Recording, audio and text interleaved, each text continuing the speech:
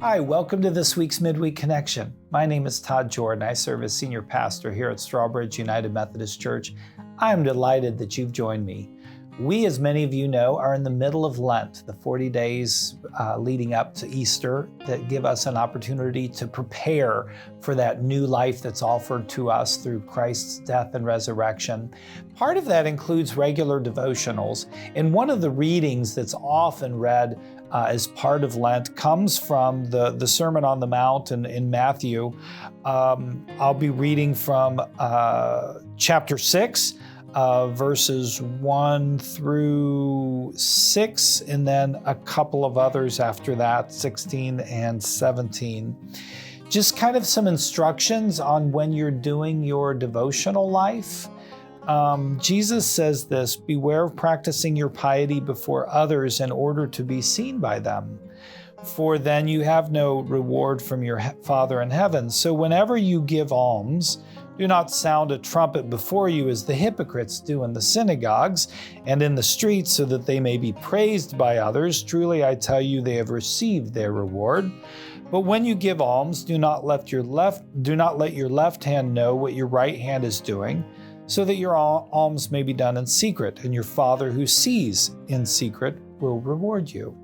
Whenever you pray, do not be like the hypocrites, for they love to stand and pray in the synagogues and at the street corners, so that they may be seen by others. Truly I tell you, they have received their reward. But whenever you pray, go into your room and shut the door, and pray to your Father who is in secret, and your Father who sees in secret will reward you. Continuing with verse 16, and whenever you fast, do not look dismal like the hypocrites, for they disfigure their faces so as to show others that they are fasting. Truly I tell you that they have received their reward. But when you fast, put oil on your head, wash your face, so that your fasting may be seen not by others, but by your Father who is in secret, and your Father who sees in secret will reward you. So I think there is part of this that we need to take very seriously, this idea of practicing our spirituality for the benefit of our soul, rather for the benefit of our reputation to impress others. English philosopher Alfred North Whitehead once made a statement that basically said, what you do in private is your true faith.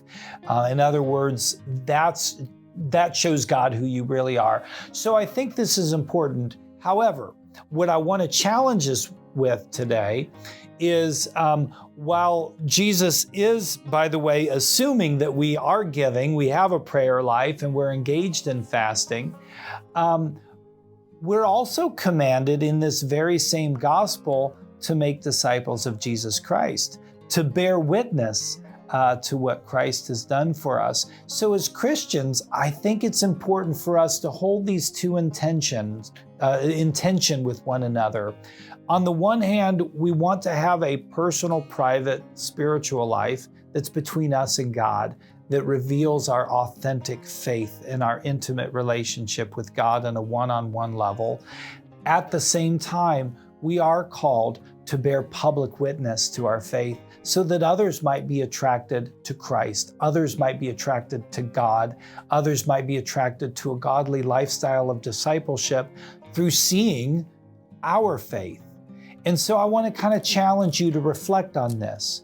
How are you having, on the one hand, a spiritual life that's personal, private, and authentic with God, and at the same time, living your faith out loud in such a way that allows others to see what God is doing in you and through you, and come to know God through that? Pray on that, reflect on that, and then go to God and live it out in a way that not only will change your life, strengthen the kingdom of God as well as our church, but maybe even change the world. Thank you for your discipleship. Thank you for your apostleship. May God bless you, and I look forward to worshiping with you this Sunday. Have a great week.